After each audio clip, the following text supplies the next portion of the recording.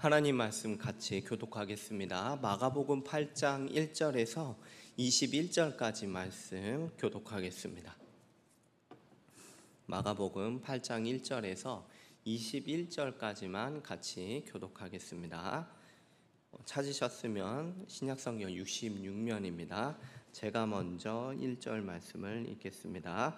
그 무렵에 또 큰 무리가 있어 먹을 것이 없는지라 예수께서 제자들을 불러 이르시되 내가 무리를 불쌍히 여기노라. 그들이 나와 함께 있은지 이미 사흘이 지났으나 먹을 것이 없도다. 만일 내가 그들을 굶겨 집으로 보내면 길에서 기진하리라. 그 중에는 멀리서 온 사람들도 있느니라. 제자들이 대답하되 이 광야에서 떡을 얻어 이 사람들로 배부르게 할 수 있으리까? 예수께서 물으시되 너희에게 떡 몇 개나 있느냐? 이르되 7이로소이다 하거늘 예수께서 무리를 명하사 땅에 앉게 하시고 떡 7개를 가지사 축사하시고 떼어 제자들에게 주어 나누어 주게 하시니 제자들이 무리에게 나누어 주더라.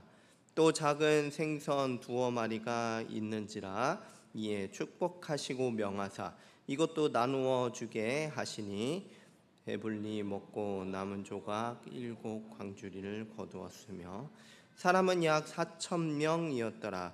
예수께서 그들을 흩어 보내시고 곧 제자들과 함께 배에 오르사 달마누다 지방으로 가시니라. 바리새인들이 나와서 예수를 힐난하며 그를 시험하여 하늘로부터 오는 표적을 구하거늘 예수께서 마음속으로 깊이 탄식하시며 이르시되 어찌하여 이 세대가 표적을 구하느냐? 내가 진실로 너희에게 이르노니 이 세대의 표적을 주지 아니하리라 하시고 그들을 떠나 다시 배에 올라 건너편으로 가시니라.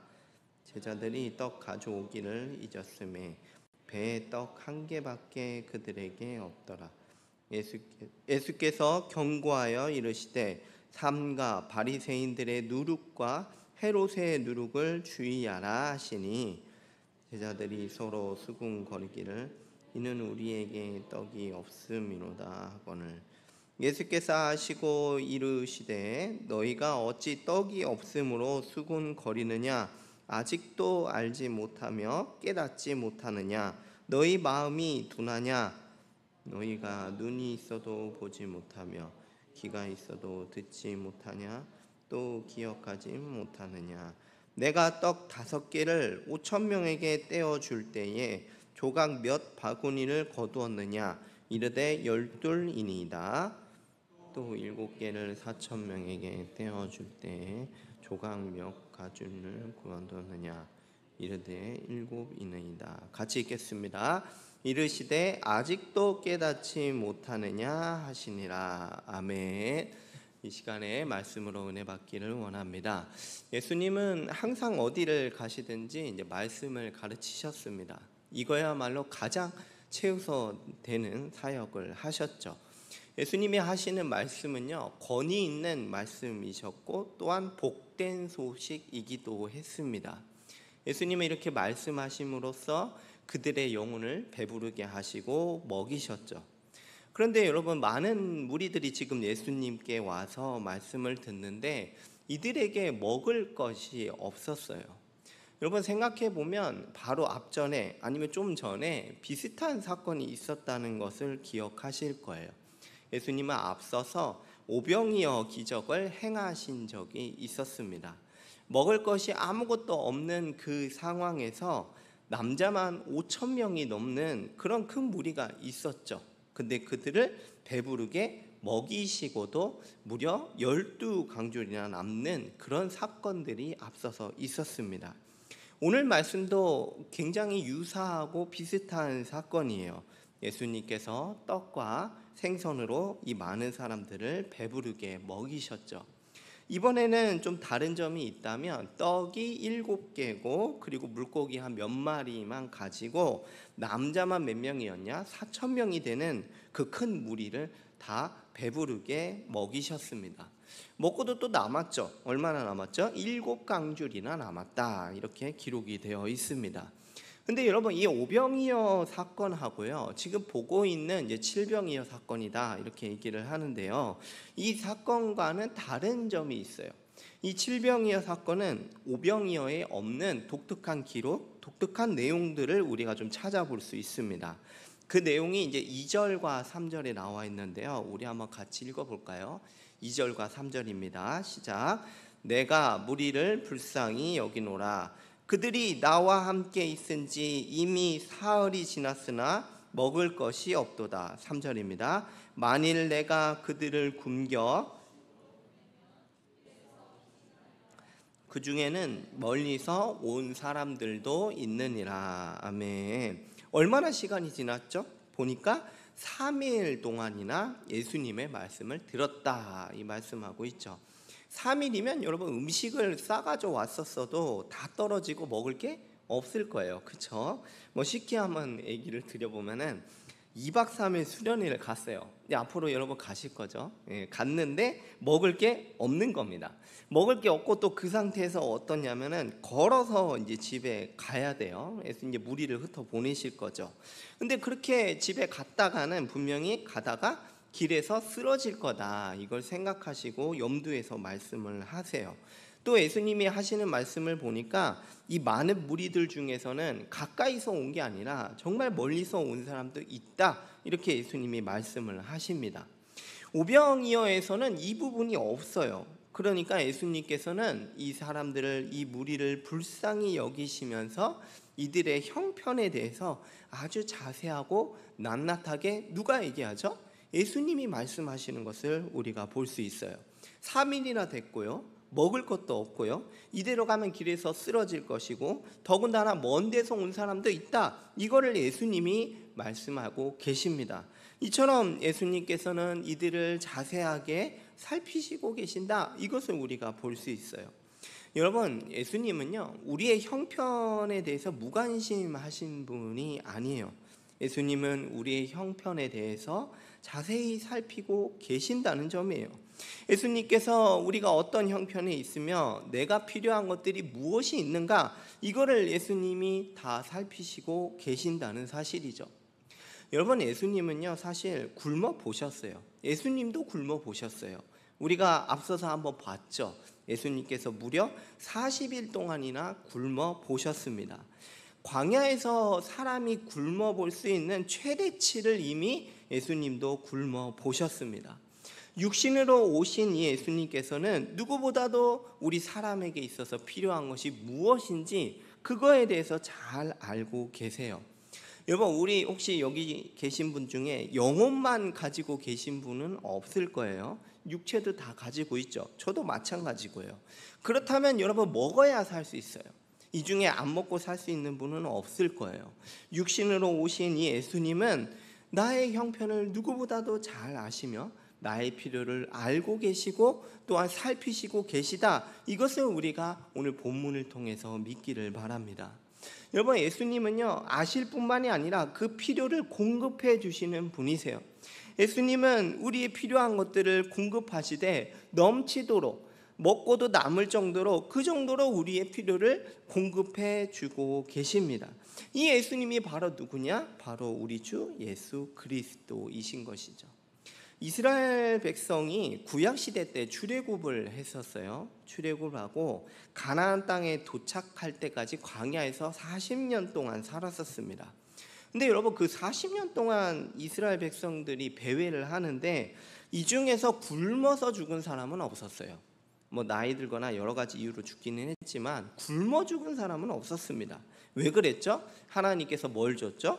만나를 주시고 또 메추라기를 주어서 먹게 하셨기 때문이었죠. 예수님께서는요, 나의 형편과 필요를 살피시고 계십니다. 그뿐만이 아니라 공급까지도 하고 계세요.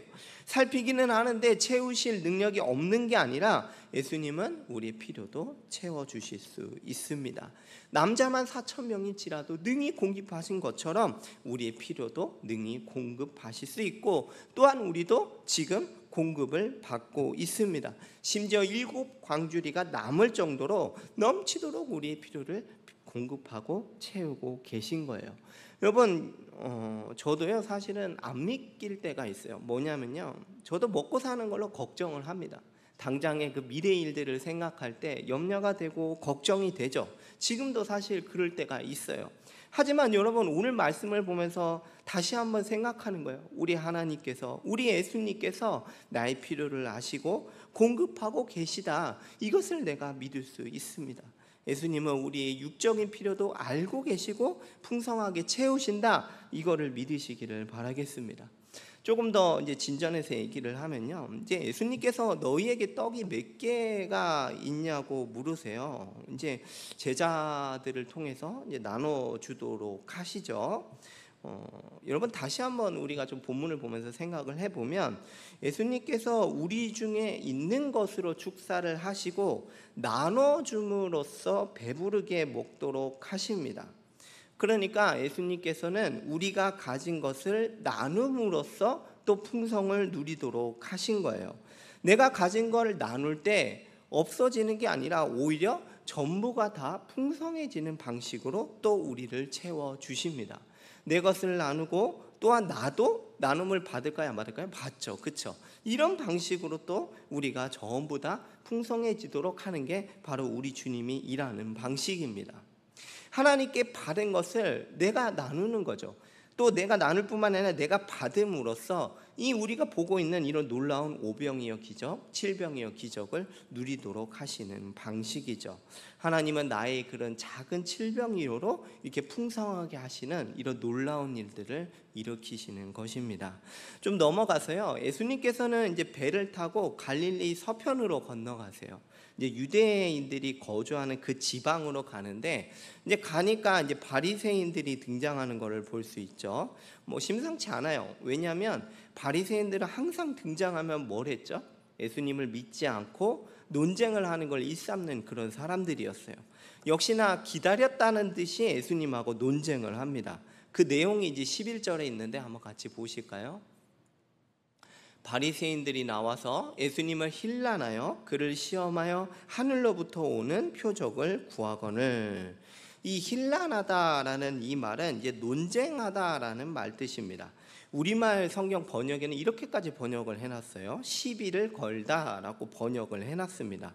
이 정도로 이제 바리새인들이 예수님을 비난하거나 책잡거나 아니면 반대하려고 지금 와 있는 것이죠. 바리새인들이 이제 예수님께 뭘 구했냐면 하늘로부터 오는 표적을 주십시오, 이거를 구하고 있습니다.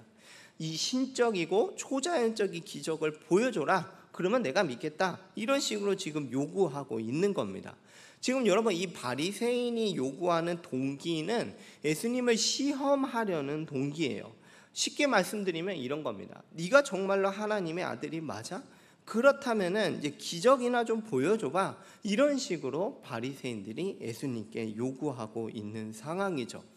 바리새인들은 예수님을 시험하고 논쟁하려는 것밖에 없습니다. 하지만 여러분, 예수님이 기적을 안 보여주셨나요? 이미 앞서서 많은 기적들을 보여주셨어요. 표적이요, 칠병이어도 보여주셨고, 앞서서 오병이어도 보여주셨고, 그것 말고도 수많은 일들을 이미 다 보여주셨습니다. 예수님은 이런 놀라운 표적을 통해서 자신이 메시아가 맞음을, 하나님의 아들이심을 다 보여주셨어요. 충분히 이런 것들을 다 이 사람들도 봤습니다. 그러나 끝까지 예수님을 믿지 않고 악한 동기에서 표적을 구하는 이것을 예수님께서 아시고 거절을 하고 계신 것입니다. 이들은 아무것도 받을 수 없습니다. 예수님을 믿지 않고 이런 동기로서 구하는 것은 아무것도 받을 수가 없어요. 예수님은 오히려 오늘 말씀해 보니까 배를 다시 타시고 그들을 떠나서 아예 반대편으로 떠나시는 장면을 우리가 볼 수 있습니다. 여러분, 구약 시대 때 이스라엘 백성이 40년 동안 광야 생활을 했다고 말씀을 드렸습니다. 이 사람들이 광야에 있다 보니까 당연히 이제 먹을 물도 없고 먹을 이런 음식도 없죠. 근데 그런 상황에서 이제 조금이라도 이제 배가 고프거나 목마르면은 했던 것들이 이제 하나님께 대하여 불평하고 하나님을 시험하기까지 하는 이런 모습들이 이스라엘 백성들이 했던 거예요. 출애굽기 17장 2절과 7절 말씀 한번 같이 보시면, 제가 한번 읽어드릴게요. 백성이 모세와 다투어 이르되 우리에게 물을 주어 마시게 하라. 모세가 그들에게 이르되 너희가 어찌하여 나와 다투느냐? 너희가 어찌하여 여호와를 시험하느냐? 이것처럼 백성들이 목마르면은 이렇게 하나님을 시험하는 방식으로 자꾸 요구하고 불평하는 이런 모습을 보여줬습니다. 출애굽기 17장 7절 말씀 한번 보시면 그가 그곳 이름을 마사 또는 무리바라 불렀으니 이는 이스라엘 자손이 다투었으며 또는 그들이 여호와를 어떻게 했다고요? 시험하여 이르기를 뭐라고 하죠? 여호와께서 우리 중에 계신가 안 계신가 하였음이었더라. 이스라엘은 그 광야 생활을 하면서 하나님의 존재를 의심했던 거예요. 여러분 이스라엘 한번 생각해 보십시오. 매일매일 만나를 먹었어요. 하늘에서 내리는 그 만나를 먹었습니다. 메추라기도 먹었어요. 근데도 불구하고 지금 뭐 하고 있죠? 하나님의 존재를 의심하고 있죠. 하나님이 정말로 계시다면 광야에서 물을 내어주십시오 이런 요구를 하고 있는 거예요. 그동안 홍해바다도 건넜으면서 하나님이 정말로 계신지 의심하면서 정말 계시다면 이거 한번 해보십시오 이런 의도로 하나님을 시험했던 것입니다. 여러분 구약 시대나 아니면 이 바리새인이나 아니면 지금 시대나 시간만 다르지 똑같습니다. 어떤 점이 똑같겠습니까? 한번 적용하고 생각을 해보면요, 하나님이 정말로 진짜 살아계시다면 지금 당장 이 문제를 해결해 달라는 그런 요구이죠. 내가 이런 것들 문제들이 있는데 이걸 해결해 주면 내가 하나님을 믿겠습니다. 이거야말로 바리새인이나 구약의 그 광야 시대의 백성이나 똑같은 모습입니다. 조금 더 한번 생각해 볼까요? 이 기적에만 의존을 해서 이 기적적인 것에만 의존을 해서 조금이라도 기적이 일어나지 않으면 믿지 않겠다는 태도죠. 어떤 기적이나 내 요구가 들어지지 않으면은 전혀 믿지 않겠다 이런 태도죠. 우리가 보고 있는 이 바리새인의 태도와 정확히 일치하다 말할 수 있습니다. 내 생각과 조금만 다르면 예수님을 믿지 않고 오히려 거절하고 다른 생각을 하는 거죠. 조금 더 생각을 해보면요, 마치 알라딘의 요술 램프처럼요, 나의 욕망을 얻기 위해서 구한다면 결국에는 아무것도 얻을 수 없을 것입니다. 더군다나 응답하지 않으신다고 원망까지 하고 있다면 정말로 아무 유익이 없습니다. 예수님은요, 우리의 필요를 세세하게 살피시며 공급하고 계십니다. 이거를 믿는 가운데 겸손하게 나의 필요를 구해야 할 거예요. 예수님은 이제 바리새인을 떠나서 배를 타고 건너편으로 가세요. 그리고 이제 배 안에서 제자들에게 신신당부를 하고 계십니다. 마가복음 8장 15절 한번 보실까요? 한번 같이 한번 읽겠습니다. 시작. 예수께서 경고하여 이르시되 삼가 바리새인의 누룩과 주의하라 하시니. 아멘. 경고하다라는 거는 이 시제가 이제 미완료 중간태입니다. 그러니까 이제 몇 번이나 계속해서 지시하고 당부하신 거예요. 내용이 뭐죠? 바리새인의 누룩과 헤롯의 누룩을 주의해라. 이걸 계속 경고하고 당부하고 계십니다. 여러분 혹시 누룩 아시는 분 계신가요? 네, 계실 것 같아요. 제빵 쪽이나 아니면 발효 쪽에 일하신 분들은 이 누룩에 대해서 잘 아실 것 같습니다. 제가 누룩이 좀 궁금해서 검색을 좀 해봤어요. 그랬더니 이제 최상단에 뭐가 나오냐면 이제 누룩 판매하는 사이트가 쭉 나오더라고요. 이 누룩을 또 이렇게 따로 팔기도 하나 봐요. 이렇게 한 팩에 얼마씩 이렇게 해서 팔고 있었습니다. 이 누룩이라는 게 이제 예수님 당시에는요, 지금은 되게 간편하게 가루로도 있고 이런데 당시에는 이제 적은 반죽 덩어리로 따로 떼놨어요. 그러니까 누룩이 들어있는 그 반죽 덩어리를 남겨놨습니다. 그러다가 이제 새 반죽을 좀 해야 되잖아요. 그러면 이제 새 덩어리를 가지고 와서 그게 얼마든 상관이 없어요. 새 반죽 덩어리를 이만치 가져와서 거기에다가 따로 떼냈던 그 누룩이 있는 반죽을 거기다가 넣습니다. 그럼 무슨 일이 벌어지냐면 그 적은 누룩이라고 할지라도 그게 막 퍼져요. 퍼져가지고 그 온 덩어리에, 새로운 반죽의 온 덩어리에 퍼져서 떡이 발효가 되고 부풀게 되는 그런 일이 일어난다고 해요. 아주 소량이라고 할지라도 그 새로운 반죽의 전체에 번져가지고 부풀도록 하는 그런 게 바로 이 누룩의 역할입니다. 예수님께서 누룩을 주의해라 라는 것은 뭐냐면요, 교훈을 조심하라는 거예요. 마태복음 16장 12절 한번 보시면, 그제서야 제자들이 떡의 누룩이 아니요 바리새인과 사두개인의 교훈을 조심하라고 삼가라고 말씀하신 줄을 깨달으니라. 바리새인과 헤롯의 뭐를 주의하라는 걸 누룩에 비유한 거죠. 교훈을 주의해라. 이거를 지금 누룩에다가 이제 비유해서 말씀하신 것입니다. 여기서는 이제 사두개인으로 나왔는데 이제 헤롯하고 같은 말입니다. 어쨌든 이들의 이제 예수님께서 말씀하신 교훈은 뭐냐면, 이 사두개인 그리고 이 바리새인, 이 헤롯의 교훈은요, 마치 누룩과 같아서 주의하지를 않으면 사람 전체의 사고방식과 신앙생활을 지배할 수 있다. 이거를 지금 말씀으로 경고하신 거예요. 나도 모르게 스며들어서 영향받을 수 있다는 거예요. 이들의 교훈은 누룩과 같아서 아주 작은 거라도 경계하며 조심해야 된다는 말씀입니다. 그러면 여러분, 이들의 교훈이 뭘까요? 이 바리새인의 교훈이 도대체 뭡니까? 외식주의, 형식주의, 자기 의를 말할 수가 있어요. 그러나 궁극적으로는 뭐를 말할 수 있냐면, 바로 앞에서 말씀드렸던 그 사건처럼 예수님을 믿지 않고 표적을 구하는 것, 바로 이거를 말씀하는 겁니다. 바리새인들은 예수님의 기적을 보고도 끝까지 거절하고 믿지 않았어요. 오히려 진짜 하나님의 아들이요 그리스도라면은 기적을 보여주면 믿겠다는 그런 자세였습니다. 영적으로 어떤 자세입니까? 아주 완고한 모습이고 그런 자세였어요. 예수님께서 누룩에 비유하면서 말씀하시기를, 이런 영적으로 완고한 모습, 예수님을 도무지 믿지 않고 의지하지 않는 이런 것들을 조심할 것을 말씀하시는 거예요. 이 바리새인들이 가지고 있는 거, 자신들의 외식주의, 형식주의, 자기 의를 내세워서 예수님을 도무지 믿지 않고 대적하는 이런 것들을 조심해라. 이 누룩과 같은 이 사람들의 교훈을 조심할 것을 우리에게 말씀하고 계신 것입니다. 하나만 더 살펴볼까요? 예수님께서 이제 헤롯의 교훈도 말씀해 주셨어요. 헤롯의 교훈은요, 이제 세속적인 물질주의와 권력을 탐하는 것을 말합니다. 자신의 이제 세속적인 물질에만 관심이 있어요. 영적인 거에는 전혀 무관심합니다. 그러다 보니까 예수님이 누구시며 예수님이 하시는 일에는 관심이 없어요. 그냥 오직 세속적인 부와 그 영예와 이 돈에만 관심이 있는 것이죠. 예수님은 오병이어와 칠병이어를 보여주셨습니다.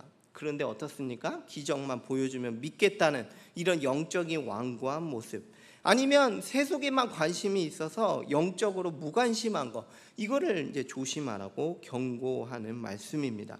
만약에 이거를 조심하지 않게 된다면 무슨 일이 벌어질까요? 예수님이 누구시며 우리의 필요를 넉넉히 채우심에도 전혀 깨닫지도 못하고 생각지도 않으며 거절하게 될 것입니다.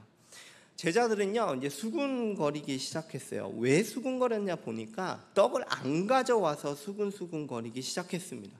칠병이어 기적 이후에 남은 떡을 안 가져온 게 생각나서 수군거렸어요. 그걸 좀 가져와야 다음 끼니를 채울 텐데 지금 안 가져와가지고 그거 가지고 지금 수군거리고 있는 거예요. 그러니까 예수님이 누룩을 말씀하시니까, 아, 떡을 안 가져와서 그런가 보다 하고 수군거리는 그런 모습이죠. 예수님은 누룩을 말씀하신 게 바리새인을 조심해라, 이걸 말씀하려는 거였는데, 제자들은 오병이어로 배부르게 먹고 칠병이어로 배부르게 먹었음에도 당장에 떡이 없으니까 염려하고 있는 그런 모습을 지적하는 말씀입니다. 17절에서 21절까지 말씀 한번 볼까요? 네. 예수께서 아시고 이르시되 너희가 어찌 떡이 없으므로 수군거리냐? 아직도 알지 못하며 깨닫지 못하느냐? 너희 마음이 둔하냐? 너희가 눈이 있어도 보지 못하며 귀가 있어도 듣지 못하냐? 또 기억하지 못하느냐? 내가 떡 5개를 5,000명에게 떼어줄 때에 조각 몇 바구니를 거두었느냐? 이르되 12이니이다. 또 7개를 4,000명에게 떼어줄 때에 조각 몇 강주리를 거두었느냐? 이르되 7이니이다. 이르시되 아직도 깨닫지 못하느냐 하시니라. 제자들은요, 오병이어 칠병이어 먹고도 마음이 둔해졌습니다. 누룩을 듣고 당장에 먹을 게 없어서 수군거리고 있었죠. 예수님은 오병이어 그리고 칠병이어를 다시 기억하도록 돕고 계세요. 남자만 이렇게 배부르게 먹이고도 5천 명 이상 먹이고도 몇 바구니를 거두었냐? 몇 바구니를 거두었죠? 12바구니를 거두었어요. 4천 명 이상을 먹이고도 몇 바구니를 거두었냐? 몇이었죠? 7바구니를 거두었습니다. 그리고 예수님이 마지막으로 물으시는 거예요. 뭐예요? 아직도 깨닫지 못하느냐? 여러분, 제자들은 뭘 깨달아야 했을까요? 제자들은 이 두 번의 놀라운 사건을 경험하면서 뭘 깨달아야 됐습니까? 제가 앞에서 말씀해 드린 것들을 깨달아야 했습니다. 예수님은 나의 형편과 필요를 세세하게 살피시며 그 필요를 공급하신다, 이것을 깨달아야 했습니다. 여러분, 제자들은 깨달아야만 했습니다. 뭘 깨달아야 했죠? 예수님이 누구신지를 깨달아야 했어요. 이번 마가복음 1장 1절에서 우리가 이거를 선언하고 시작했습니다. 하나님의 아들 예수 그리스도의 복음의 시작이라. 제자들은요, 이 사건들을 통해서 예수님이 하나님의 아들이시요 그리스도이심을 깨달아야 했어요. 그리고 그분께서 나의 필요와 형편을 세세하게 살피시며 공급하신다, 이것을 믿으며 알아야 했던 것입니다. 여러분, 예수님이 지금 이제 교회의 머리가 되셔서 우리를 통치하고 계시죠. 질병이어 사건에서 무리들의 필요를 살피신 것처럼 지금도 우리의 필요를 살피시고 공급하고 계심을 믿어야 합니다. 예수님께서 주기도문을 가르쳐 주셨어요. 뭐라고 가르쳐 주셨죠? 하늘에 계신 우리 아버지여라고 가르쳐 주셨습니다. 그리고 또 뭘 가르쳐 주셨습니까? 우리 아버지에게 일용할 양식을 달라고 구하라, 이거를 우리에게 가르쳐 주셨어요. 만나로 먹이시고 질병이어로 먹이신 그 하나님께서 육신을 가진 우리의 필요를 채워 주실 것입니다. 여러분, 빌립보서 말씀 좀 보고 좀 마무리를 했으면 좋겠어요. 빌립보서 4장 18절에서 19절입니다. 내게는 모든 것이 있고 또 풍부한지라 에바브로디로 편에 너희가 준 것을 받았으므로 내가 어때요? 풍족하니 이는 받으실 만한 향기로운 제물이요 하나님을 기쁘시게 한 것이라. 19절 같이 읽겠습니다. 시작. 나의 하나님이 그리스도 예수 안에서 영광 가운데 그 풍성한 대로 너희 모든 쓸 것을 채우시리라. 아멘. 이 말씀은요, 이제 빌립보 교회가 이제 사도 바울에게 필요한 모든 것들을 공급했다는 말씀이에요. 그래서 사도 바울이 지금 나는 모든 게 풍족하고 넉넉하다, 이런 고백입니다. 그리고 이어서 하는 말씀이 하나님께서 풍성함을 따라 여러분들의 모든 필요를 채우실 것이다, 이거를 말씀하고 있습니다. 여러분, 앞서서 저도 말씀을 드렸지만 이제 저도 먹고 사는 문제에 있어서 생각을 하면은 이제 불안합니다. 사실 미래를 생각했을 때 우리 중에 불안하지 않은 사람은 별로 없을 거라고 생각을 해요. 뭐 부모님께 뭐 엄청 많이 받아서 저는 뭐 걱정할 게 없습니다, 이런 사람은 없을 거라고 저는 생각을 합니다. 저도요, 이제 먹고 사는 걸로 불안을 이제 경험할 때가 있어요.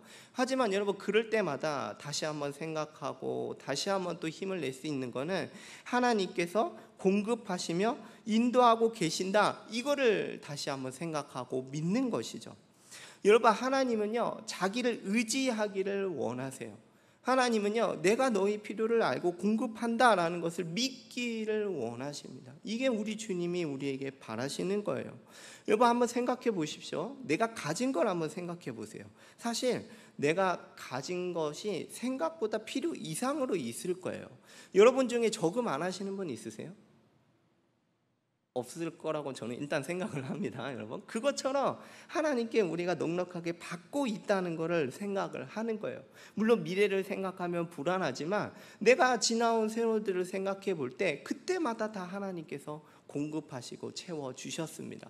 가끔은 내가 미래를 생각할 때 불안할 때도 있지만 하나님이 여전히 나의 필요를 아시고 공급하신다는 것을 내가 믿을 때 다시 한번 힘차게 나아갈 수 있는 거죠. 여러분, 조금만 더 생각을 해볼까요? 여러분, 옆에 누가 계시죠? 옆에 우리 교회 지체들이 있습니다. 여러분, 내가 필요한 게 있을 때 지체들이 어떻게 할까요? 공급해주고 채워주고 도와주지 않겠습니까? 뭐 한번 예를 좀 들어볼까요? 제가 좀 생각을 해봤어요. 뭐 예를 들어 뭐 일자리 관련해서 좀 어려움을 겪고 있으면 내가 이런 일 하고 있는데 와서 좀 같이 한번 해볼래? 그러면 할 수도 있잖아요. 그리고 한번 생각해 보세요. 20대 이제 초반의 친구인데 이제 진로에 대해서 고민을 하고 있어요. 근데 나는 뭐 이런저런 실패와 뭐 이런 것들 경험해서 쭉 살아왔어요. 그러면 좀 조언해서 좀 도와줄 수도 있지 않을까요? 그렇죠? 그런 것들도 있겠죠. 또 이거 말고도 여러 가지 있을 겁니다. 뭐 필요한 것들, 우리가 서로 한 몸이 됐기 때문에 우리가 서로 공급하고 채워주고 도와주고 이런 것들로 우리가 또 하나님의 풍성함을 누리는 것이죠. 하나님께서 또 나에게 이런저런 것으로 또 채워주시지만 또한 우리 지체들이 서로 나눔으로써 또 우리가 넉넉하게 공급을 받고 있습니다. 여러분, 우리가 어떤 표적이 필요한 게 아니에요. 그것이 없어도 우리가 예수님을 믿을 수가 있습니다. 그분이 나를 공급하심을 믿을 수가 있습니다. 마지막으로요, 여러분, 바리새인과 헤롯의 교훈을 조심해야 됩니다. 하나님께 마치 예수님을 믿지 않고 살아계시다면 당장 이 문제를 해결해 주세요, 이런 식으로 접근하는 것은 바리새인과 똑같은 거예요. 하나님이 진짜 살아계시다면 이걸 해결해 달라는 식으로 접근하는 것은 바리새인과 똑같은 것입니다. 그게 아니라 주님이 살피시고 공급하심을 믿고 주님께 겸손함으로 나의 필요를 아랠 때 우리 주님께서 들으시고 또 길을 보여주시며 채워주실 것입니다.